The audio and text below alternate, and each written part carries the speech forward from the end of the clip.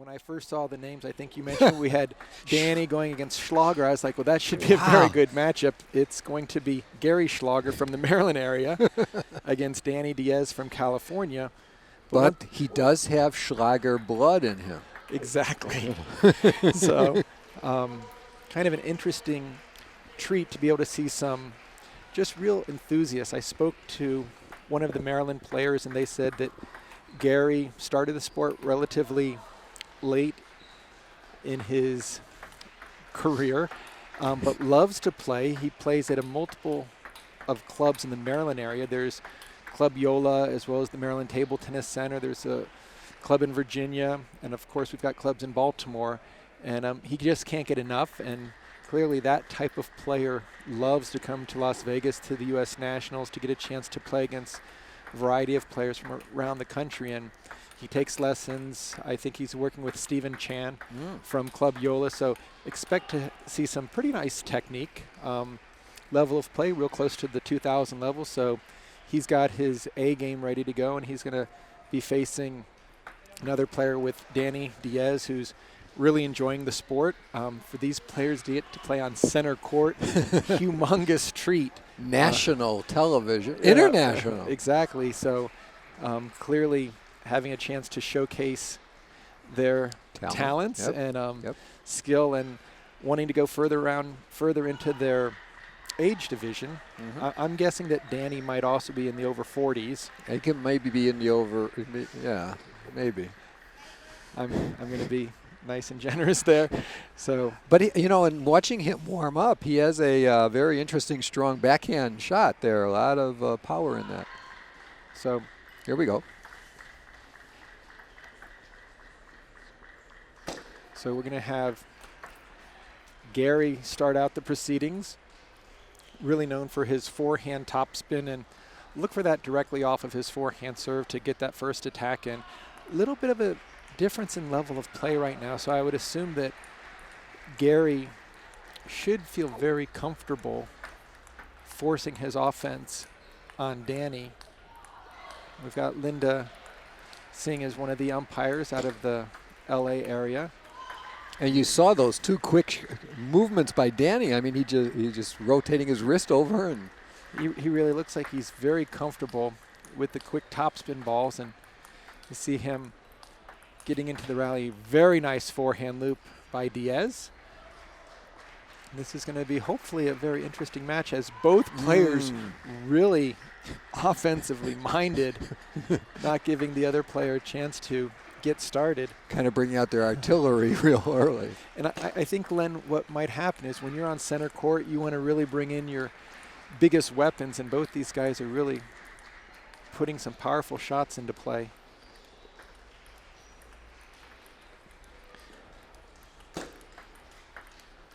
The other thing that both these players are probably more aware of right now, with an assistant umpire and an umpire sitting in a chair, is the legality of their serves, which as you're playing in the tables around 60 to 70, you don't have an umpire. So everything looks a little bit different. You don't have to call the score. We've got a scorekeeper on the side. The score is currently 4-3 with Danny Diaz from California leading. It really changes the perspective when you don't have to worry about, is it my turn to keep score or the other. But at international type of table tennis like we see in the main arena, you would never be keeping score. You'd always be focused on your opponent, not on whose serve it is. Exactly. Right now, if you're wondering why there's a slight break in the action, the ball went into the seats, and we have a few spectators searching for that orange celluloid. They have found one. And it looks like the head umpire, Linda Singh, had an extra sphere in her pocket and didn't want to take any more time. So the players will be allowed a couple shots to get a feel for the bounce of the ball, and then we'll get right back. So gave him one shot. Now Danny will continue with the serve, currently leading 4-3. Danny really feels comfortable staying close to the table for those continuous attacks. Looks like Gary Schlager a little bit more forehand oriented, wanting to force that step around. But Gary definitely has some quick shots. Yeah, quick shots and very aggressive on the serve. He's not just putting it into play. He's really moving it around and sending it to the two corners. But Danny with nice topspin. It could be interesting if Danny keeps this game as close as it is. In fact, he's ahead, 6-4. And there's that backhand that you saw early during the warm-up, Glenn. Again, for those aspiring players that want to reach that 2,000 level, you need to have a dependable opening. Very beautiful combination there by Danny Diaz, not being forced to move all that much, but really controlling the angles. And I think if Gary Schlager was looking at the paper before the match thinking like this should be an easy victory, Danny's really come out strong, put a couple of combinations on him. I think, like we said earlier about attacking the weak spot usually being the backhand, that may not be the case with Danny. Right, his backhand is looking really strong this morning, as well as his forehand openings. Able to get a lot of topspin on the ball. We'll see if Mr. Schlager is able to move the ball around and get his first opening loop in, which seems to be one tactic or strategy that can yield some good results. Oh, now it's a nice short service return there. All right, 8-8. A reverse serve. And Danny Diaz able to open up the ball a little bit high. But again, that footwork is so critical to getting in position. There's a nice little deep serve there. Tied up at 9 apiece in game one. Oh, and there's the forehand loop of Schlager. You know, normally Schlager's known for his backhand loop, but Gary able to step around.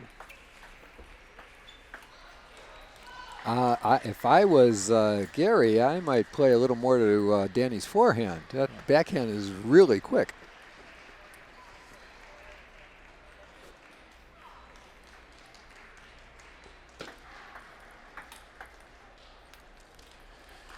Again, Gary showing a little bit more power, a little bit more aggressive offense. Also moving his feet. Very, very important. Keep those feet moving. And he's stepping around. It's a good idea, but he's got to give himself a little bit more room if he's going to turn that corner. 11-11.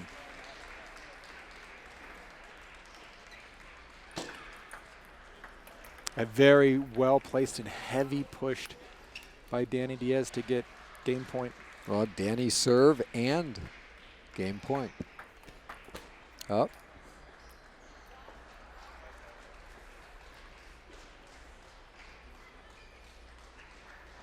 It's now 12-12, very competitive first game.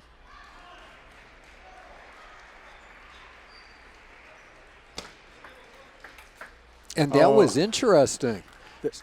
Very nice combination, a little inside-out serve from the middle of the table following a quick topspin off the bounce.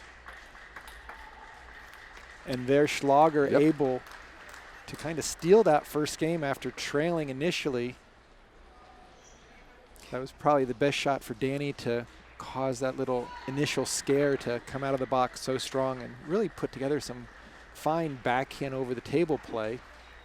Well, Schlager did something very unique that I guess you don't see at the pro level that often, but you do at the lower level, and that was that he went to the other side of the table to do that serve. Like when he needed that point, he did something that was a little different right at that moment. Served not such a difficult serve necessarily, but from a different perspective. And giving it that different look can make all the difference in the world, I think, with Danny maybe not having the strongest footwork and Gary wanting to move it around, get a different angle to deal with, but definitely Gary's very comfortable getting his forehand into play.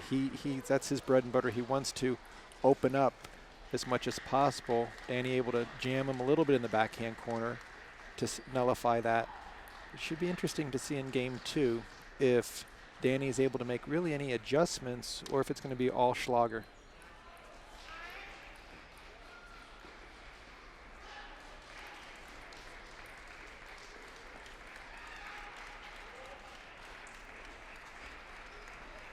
Okay, looks like we're ready for game two. The players have 1 minute in between games. To rest. I noticed that a lot of times at the club level and even at some of the matches here that as soon as they finish, they change sides and they're playing already and they don't take that minute. And I think sometimes you should take that minute. Yeah, that it's a wise decision just to collect your thoughts a little bit, not to rush out. Now, clearly, if you've just won a game, your adrenaline is pumping. You're ready to keep that momentum going. There's Danny's little quick backhand again. Right, Danny's really kind of gone to the well on that one, and it's paid off. I like that Danny is moving the serve, and Danny's push, a lot of spin. His forehand, he spins it up well, but again, it's probably going to come more down to the footwork with Danny. He's got to keep moving if he's going to be able to pick and choose his shot, whereas we know Schlager, he's going to be moving. I mean, he's stepping around at that first opportunity. That angle wasn't quite there as he turned the corner. Didn't go far enough, I don't think. Didn't give him enough room to make the shot. But definitely the right thinking. There's a nice forehand there. I think that at the level, sometimes at this level, the player makes that pivot from in the backhand corner, doesn't give himself enough room because he's afraid of the next shot and not being there. And then you don't have to worry about the next shot because you missed that one. That's so true, Len. I think with both of our coaching perspectives, when you're correcting players, you've got to make sure they realize it's the current shot that's in play, not the what ifs, because it might not even occur. Exactly. So get that full step around, spin the ball up. I think that time Schlager had a little more underspin and Danny couldn't get it over. Now Schlager's mixing up the serves, a little bit more side spin and maybe not as much underspin, forcing Danny, while he knows he's got to spin it up, not to put enough spin to bring it down. Oh, there's a lucky net from Schlager. Oh, don't say lucky. Mr. Seemiller never likes that. He says, how come it can't be lucky when the better players get more of them? Exactly, exactly. But I still think they're lucky. I think if you're Irish, you have a couple more on your side, but maybe. Clearly they are returnable, but you've got to be ready and looking for them. Oh, nice try by Schlager, setting up the step around again. That time just going a little bit wide. The score 7-4, Schlager winning, 1 game ahead.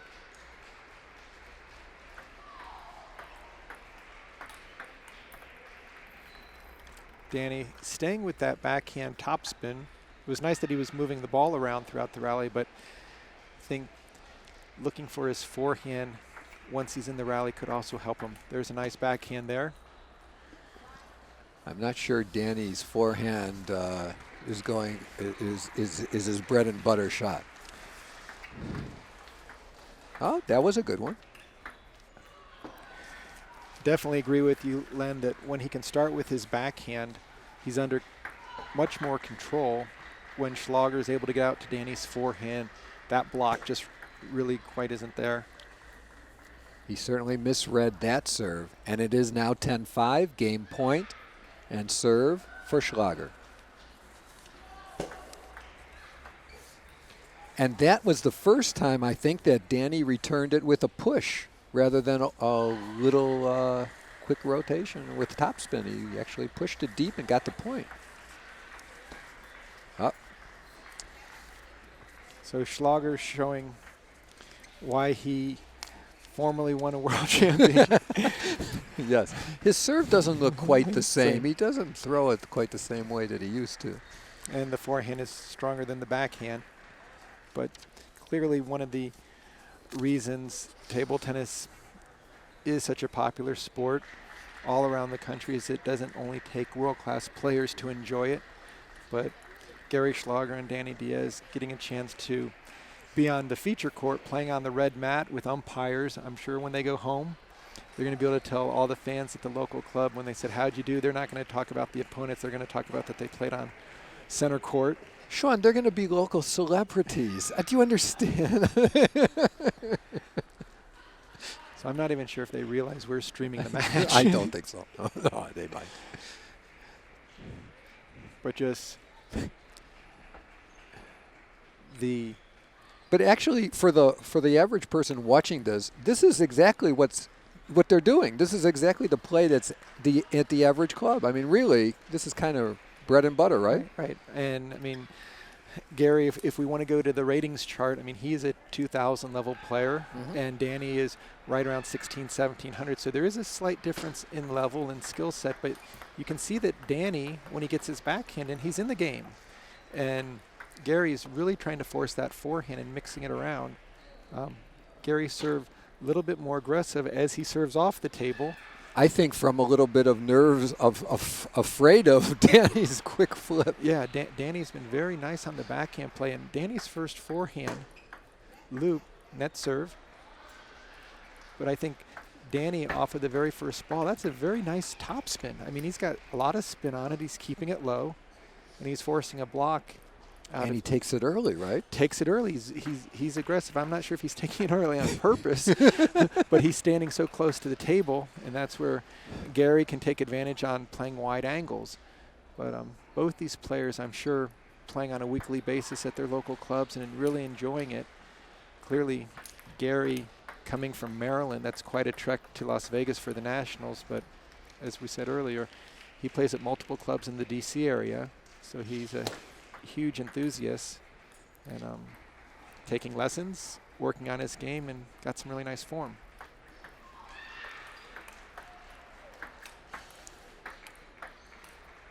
Oh, nice play, nice point from both these gentlemen.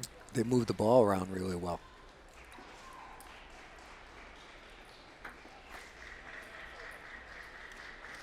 Score is 3-4, Danny serving. And I think there's that weak side on Danny's.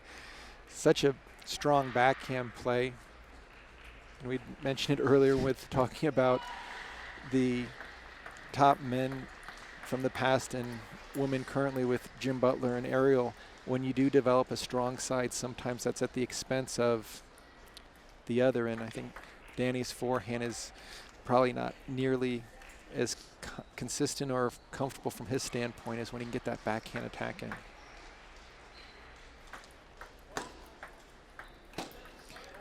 It may have something to do with Danny's footwork and that the backhand is just much more comfortable.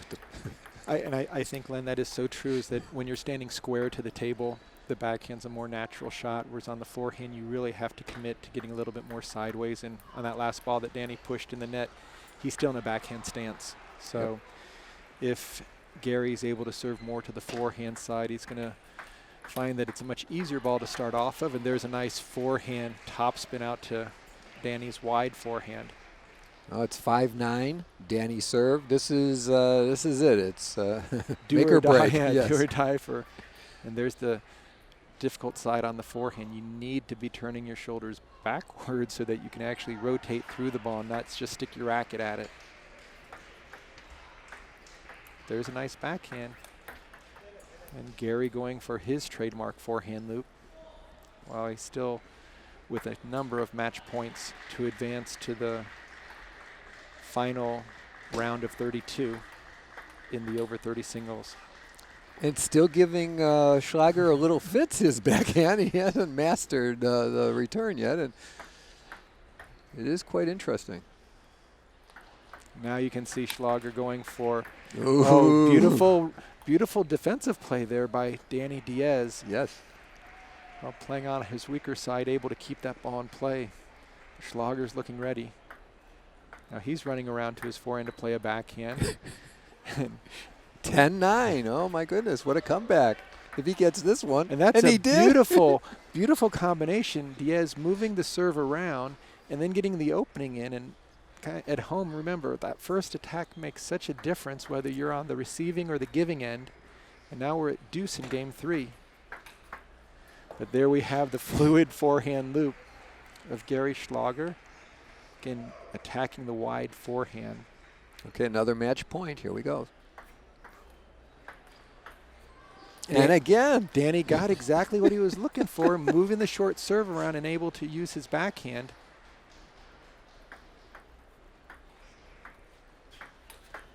Beautiful loop by Schlager. He's gone to that step around from the first point of this match. But Danny Diaz has been able to really mix up the serves. And there we have it. Schlager wins, and he will be moving on to the round of 16ths.